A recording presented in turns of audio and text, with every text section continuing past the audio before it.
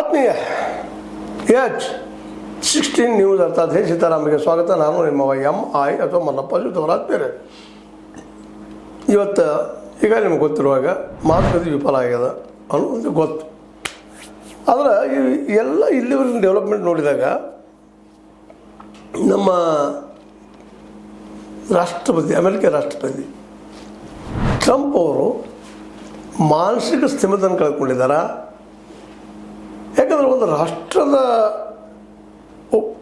ರಾಷ್ಟ್ರಪತಿಯಾಗಿ ಅವ್ರು ತೆಗೆದುಕೊಂಡ ನಿರ್ಧಾರಗಳು ಕೆಲವೊಮ್ಮೆ ಇದು ಏನಿದು ಅಂತೇಳಿ. ಯಾಕಂದರೆ ಈ ಯುದ್ಧ ನಿಲ್ಲಿಸಬೇಕು, ಈ ಅದೇ ಕಾಲ ತಂತನ ಘೋಷಣೆ ಮಾಡಿ ಯುದ್ಧ ವಿರಾಮ ಘೋಷಣೆ ಮಾಡಿ ಒಮ್ಮೆಲ್ಲ ಎರಡಲ್ಲ ಹಾಗೆ 10 ದಿವಸ 4 ದಿವಸ 40 ದಿವಸ ಅಂತ ಹೋಗ್ತಾ ಹೋಗ್ಬೋದು. ಅದೇ ಕಾಲಕ್ಕೆ ನಾನು ದಾಳಿ ಮಾಡ್ತೀನಿ, ಅದನ್ನೆಲ್ಲ ಇರಾನನ್ನು ನಾಶ ಮಾಡ್ತೀನಿ, ಹಳೆ ಕಾಲಕ್ಕೆ ಹೋಗ್ತೀನಿ ಎಲ್ಲೂ ಮಾತಾಡೋದು, ಮತ್ತೊಂದು ಕ್ಷಣಕ್ಕೆ ಬರದೆ ಹೋಗೋದು. ಈಗ ನೋಡ್ರಿ, ನಮ್ಮ 2 ಹಡಗುಗಳು ಬರ್ತಾ ಇದ್ದಾವೆ ಹೊರ್ಮೂಜ್ ಕಡೆ, ಅದನ್ನು ಹೊರ್ಮೂಜನ್ನು ಕೊಲ್ಲ ಮಾಡ್ತಂತ ಇದ್ರು. ಅದೇ ಕಾಲಕ್ಕೆ ಇರಾನದ IRGC ಸೈನಿಕರು ಅವ್ರ ವಕ್ತಾರರು ಅವೆರಡೂ ಹಿಂದಕ್ಕೆ ಓಡಿ ಹೋದ್ರಿ ಅಂತ ಹೇಳಿದರು. ಯಾರು ಕರೆ ಯಾರು ಸುಳ್ಳಿದ್ರಾಗ? ರಾಷ್ಟ್ರಪತಿ ಸುಳ್ಳ ಅಥವಾ ನಿಜಾನ ಹೇಳೋದು? ಯುದ್ಧ ವಿಮಾನಗಳು ಹೋದು ಅಂತ ಹೇಳ್ತಾ ಇದ್ದಾರೆ, ಯುದ್ಧ ನೌಕೆಗಳು ಹೋದವಪ್ಪ ನಮ್ಮ ಅಂತ ಹೇಳ್ತಾರೆ. ಆದರೆ ಅದೇ ಕಾಲಕ್ಕೆ ಅವರು ಇರಾನದವ್ರನ್ನ ಓಡಿಸಿದ್ದೀವಿ ಅಂತ ಹೇಳ್ತಾ ಇದ್ದಾರೆ. ಇದು ಯಾರಿಗೆ ಅಪಮಾನ ಅಂತ? ಕಳೆದ 45 ನಂತರದಲ್ಲಿ ಅತ್ಯಂತ ಪ್ರವರ್ಧಮಾನಕ್ಕೆ ಬಂದಂತಹ ಅಮೇರಿಕ ಇವತ್ತು ಈ ರೀತಿಯಾಗಿ ಮಾತಾಡ್ತಾ ಇದ್ದಾರೆ. ಎಲ್ಲ ನಾಶ ಮಾಡಿದ್ದೀನಿ ಅಂತ ಹೇಳ್ತಾ ಇದ್ದಾರೆ. ಅಮೇರಿಕ ಇದ್ದಿದ್ದು ಇರಾನನ್ನು ನಾಶ ಮಾಡಿದ್ವಿ, ಶಸ್ತ್ರಾಸ್ತ್ರ ನಾಶ ಮಾಡಿದ್ವಿ, ಎಲ್ಲ ನಾಶ ಮಾಡಿದ್ವಿ ಅಂತ ಹೇಳ್ತಾ ಇದ್ದಾರೆ. ಅವ್ರು ಹಾಗೆ ಶಸ್ತ್ರ ತೆಗೆದು ಹೇರ್ತಾನೆ ಇದ್ದಾರೆ, ದಾಳಿ ಮಾಡ್ತಾ ಇದ್ದಾರೆ. ಎಲ್ಲಿ ಬಂದರು ಇವರ ಶಸ್ತ್ರಾಸ್ತ್ರ? IRGC ಒಬ್ಬ ವಕ್ತಾರ ಹೇಳ್ತಾರೆ, ಬರೀ ನಾವು ಈಗ 10% ಅಷ್ಟೇ ನಮ್ಮ ಶಸ್ತ್ರಾಸ್ತ್ರ ಕುಳ್ಳಾಗ್ಯಾವ, 90% ಅದಾವ ಅಂತ ಹೇಳ್ತಾರೆ. ಇದು ಎಕ್ಸಾಗ್ರೇಷನ್ ಇರ್ಬೋದಿಲ್ಲ ಅಂತಲ್ಲ, ಇದು ಸತ್ಯ ಅಂತೂ ಅಲ್ಲ. ಯಾಕಂದ್ರೆ ಒಬ್ಬರ ಮೇಲೆ ಪ್ರಭಾವ ಮಾಡೋ ಸಲುವಾಗಿ, ವಿಶ್ವದ ಮಂದಿ ತಮ್ಮ ಕಡೆ ತೊಗೊಳ್ಳೋ ಸಲುವಾಗಿ ಇಂಥವು ನಡೀತಾ ಇರ್ತಾವೆ. ಅದಕ್ಕೆ ಇರಲಿ, ಆದ್ರೆ ಶಸ್ತ್ರಾಸ್ತ್ರ ಅಂದರೆ ಇದ್ದಿದ್ದೇನು ಸುಳ್ಳಲ್ಲ, ದಾಳಿ ಮಾಡ್ತಾರೆ ಸುಳ್ಳಲ್ಲ. ದಾಳಿ ಮಾಡ್ತೀನಿ ಅನ್ನೋದ್ರೊಳಗೆ ದಾಳಿ ಮೇಲೆ ಹೊಡೆದ ಬಿಡ್ತಾ ಇರ್ತಾರೆ. ಮತ್ತು ಇಲ್ಲಿ ಇನ್ನೊಂದು ಭಾಳ ಮುಖ್ಯವಾಗಿ ಗಮನಿಸಬೇಕಾಗಿದ್ದು, ಈ ಯುದ್ಧ ನಿಲ್ಲುವುದು ಇಸ್ರೇಲ್ ಮತ್ತು ಯಹೂದಿಗಳಿಗೆ ಬೇಡಾಗ್ಯದ. ಇದು ನಿಂತಂದ್ರೆ ಅದಕ್ಕೆ ಲಾಸ್ ಆಗ್ತದೆ. ಗ್ರೇಟರ್ ಇಸ್ರೇಲ್ ಮಾಡಬೇಕಂತ ಹೊರಟಂಥ ಕನಸಾಗಿ ಉಳಿದು ಬಿಡ್ತದೆ.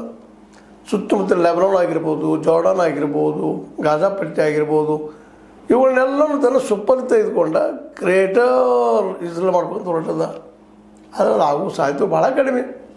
ಯಾಕಂದರೆ ಇವತ್ತು ಇರಾನ ಅಮೇರಿಕನ್ ಎದುರಿಸೋದಷ್ಟೇ ಅಲ್ಲ, ಇವತ್ತು ನಿಧಾನಕ್ಕೆ ಕೊಲ್ಲಿಯ ರಾಷ್ಟ್ರಗಳು ಸಹಿತ ಇರಾನಕ್ಕೆ ನೋಡುವಂಗೆ ಮಾಡಿಬಿಟ್ಟದೆ. ಇವತ್ತು ಇರಾನ್ ಶಸ್ತ್ರಾಸ್ತ್ರ ಅಮೇರಿಕಕ್ಕಿಂತಲೂ ಫಾರ್ ಬೆಟರ್ ಜೊತೆ ಗೆಳತನ ಮಾಡ್ಕೊಳ್ಳೋ ಅಂತ ಅನ್ನಿಸ್ತಾ ಇದೆ.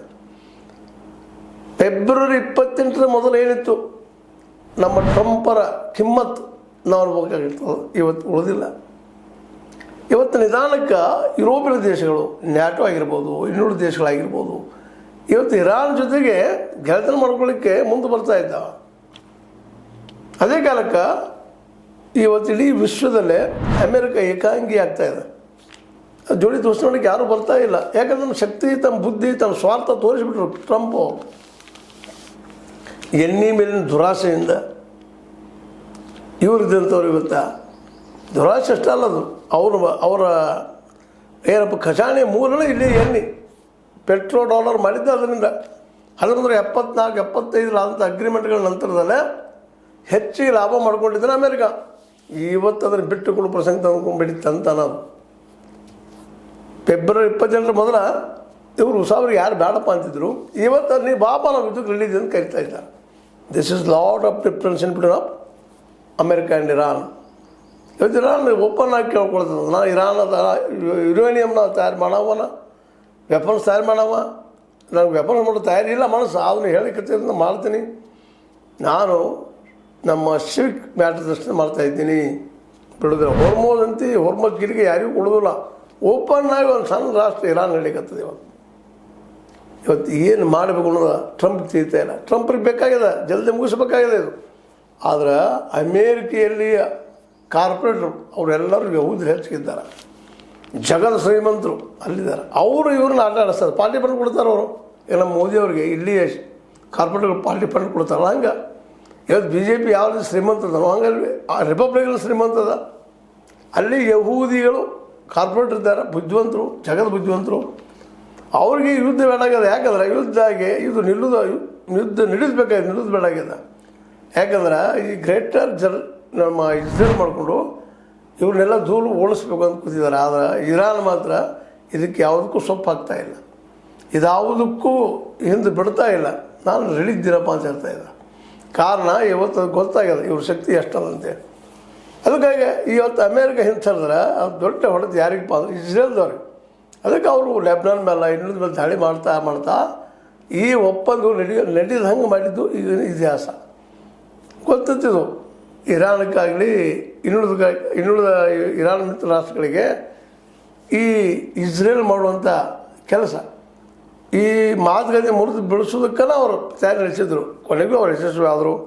ಕಾರಣ ಅಂದ್ರೆ ಈ ಒಂದು ಅಮೇರಿಕೆಯಲ್ಲಿಯ ಯಹೂದಿಗಳ ಗುಂಪು, ಅಲ್ಲಿಯ ಕಾರ್ಪೊರೇಟ್ರು ಅಮೇರಿಕನ್ ತಮ್ಮ ಕಪ್ಪಿ ಮುಷ್ಟಿ ತೆಗೆದುಕೊಂಡಿದ್ದಾರೆ. ಇವತ್ತು ನಮ್ಮ ದೇಶದಲ್ಲೇ ಮೋದಿ ಅವ್ರನ್ನ ಹೆಂಗೆ ಇಲ್ಲಿಯೇ ಕಾರ್ಪೊರೇಟ್ ತೆಗೆದುಕೊಂಡಾರೋ ಹಂಗೆ ಅಲ್ಲಿಯೇ ಕಾರ್ಪೊರೇಟ್ಗಳು ಅವ್ರ ಕೈಯಲ್ಲಿ ತೆಗೆದುಕೊಂಡಿದ್ದಾರೆ.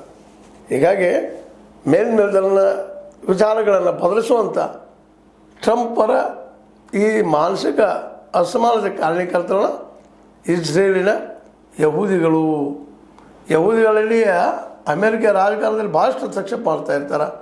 ಹಸ್ತಕ್ಷೇಪ ಮಾಡಿ ತಮಗೆ ಬೇಕಾದಂಥ ಯುದ್ಧ ಮುಂದುವರಿಬೇಕಂತೇಳಿ ಬಯಸ್ತಾ ಇದೆ. ಆದರೆ ಇರಾನ್ ಭಾಳ ಗಟ್ಟಿಗಿತನಂತ ಬಿರುಸ್ತಂದು ನಿಂತದೆ. ಇವತ್ತು ಬೇಕಾದಾಗ ಬಿಡೋದಿಲ್ಲಪ್ಪ, ನನ್ನ ಆಶಾದ ರೊಟ್ಟಿಯಲ್ಲ ನಾವು ಬಿಡೋದಿಲ್ಲ ಅನ್ನುವಂಥ ನಿರ್ಧಾರ ತೆಗೆದುಕೊಂಡಿದ್ದಾರೆ. ಇದು ಹಿಂದಂತೆ ಈಗ ಚೈನಾ ಅದ, ಅದ್ರ ಜೊತೆಗೆ ಪುತಿನ್ ಇದ್ದಾರೆ, ಉತ್ತರ ಕೊರಿಯಾನೂ ಬರ್ತಾಯಿದೆ. ಹೀಗಾಗಿ ಇವತ್ತು ಇರಾನ್ ಜೊತೆಗೆ ಅನೇಕ ದೇಶಗಳು ತಮ್ಮ ಕೆಲಸ ಮಾಡ್ಕೊಳ್ಳಿಕ್ಕೆ ಅವ್ರು ಸಹಾಯ ಮಾಡಲಿಕ್ಕೆ ಮುಂದೆ ಬರ್ತಾ ಇದ್ದಾವೆ. ನಿಧಾನಕ್ಕೆ ಯುರೋಪ್ ಖಂಡದ ದೇಶಗಳು ಸಹಿತ ಬರೋ ಸಾಧ್ಯತೆಗಳಿದ್ದಾವೆ. ಒಟ್ಟಾರೆಯಾಗಿ ಈ ಒಂದು ಸಂಧಾನ ವಿಫಲ ಆಗೋಕ್ಕಿಂತಲೂ ಸಂಧಾನವನ್ನು ವಿಫಲ ಮಾಡಿಸೋರು ಅಮೇರಿಕೆಯ ಯಹೂದ್ಯರು. ಅವ್ರಿಗೆ ಬೇಡಾಗಿತ್ತು ಈ ಹೊಂದಾಣಿಕೆ, ಅವ್ರಿಗೆ ಬೇಕಾಗಿತ್ತು ಕೇವಲ ಅಧಿಕಾರ. ಆ ಅಧಿಕಾರಕ್ಕಾಗಿ ಅದರಲ್ಲೂ ಮುಖ್ಯವಾಗಿ ಗ್ರೇಟರ್ ಇಸ್ರೇಲ್ ಮಾಡೋ ಸಲುವಾಗಿ ಈ ಯುದ್ಧ ಮಾಡಿಸಿದ್ರು. ಈ ಒಂದು ಪ್ಲ್ಯಾನ್ಗೆ ಬಲಿಯಾದವರು ಟ್ರಂಪ್ ಅವರು. ಇವತ್ತು ಹೆಸರು ಏನು ಕೇಳ್ತಾ ಇದೆಯಪ್ಪ ಅಮೇರಿಕಾದಲ್ಲಿ ಅಂದರೆ ಟ್ರಂಪ್ ಅವ್ರ ಹೆಸರು ಕೇಳ್ತಾ ಇದೆ. ಟ್ರಂಪ್ರು ಸಾಕಷ್ಟು ಪ್ರಯತ್ನ ಮಾಡ್ತಾಯಿದ್ದಾರೆ. ಆದ್ರೆ ಇದಕ್ಕೆ ಏನಪ್ಪ ಅಂತಂದ್ರೆ ಈ ಮಾತುಕತೆಗೆ ಒಂದು ಗ್ರೀನ್ ಶೈಲ್ ಸಿಗಲಿಲ್ಲ ಅನ್ನೋದು ಈಗ ನಾವು ನೋಡಿದ್ವಿ. ಏನೋ ಆಗಲಿ, ಈ ಮಾತುಕತೆ ವಿಫಲ ಆಗಲಿ ಬೇಡ ಸಫಲ ಆಗಲಿ, ಏನೋ ಆಗಲಿ ಸಮಯ ಅದ. ಆದಷ್ಟು ಬೇಗ ಈ ಯುದ್ಧವನ್ನು ಮುಗಿಸೋದ್ರಲ್ಲೇ ಯೋಗ್ಯತೆ ಅದ, ಬುದ್ಧಿವಂತಿಕೆ ಇದೆ ಅನ್ನೋದು. ಅದನ್ನು ಮುಗಿಸ್ಲಿಕ್ಕೆ ಇರಾನು ತಯಾರಾಗಿದೆ ಅನ್ನುವಂಥ ಮಾತು ಕೇಳಿ ಬರ್ತಾ ಇದ್ದಾವೆ. ಏನೋ ಆಗಲಿ, ಎಲ್ಲ ಬೆಳವಣಿಗೆ ನೋಡೋಕ್ಕೆ ಇರಾನ್ ಮಾತ್ರ ಒಂದು ಗಟ್ಟಿಮುಟ್ಟ ದೇಶ ಬೆಳೀತು ಅನ್ನೋದು ಎಲ್ಲ ಮಾತಿಲ್ಲ ಅನ್ನೋದನ್ನು ಹೇಳ್ತಾ, ಇದು ನಿಮ್ಗೆ ಲೈಕ್ ಆಗಿರ್ಬೋದು, ಲೈಕ್ ಮಾಡಿ, ಶೇರ್ ಮಾಡಿ, ಕಮೆಂಟ್ ಮಾಡಿ, ಜೊತೆ ಸಬ್ಸ್ಕ್ರೈಬ್ ನಿಲ್ಲಿಸಬೇಡಿ. ಸೆಕ್ಷನ್ ನ್ಯೂಸ್ ಅರ್ಥ ಕ್ಷೇತ್ರ ಆಮೇಲೆ ಸತ್ಯದ ಕೈಗಳಲ್ಲಿ ವಂದನೆಗಳು.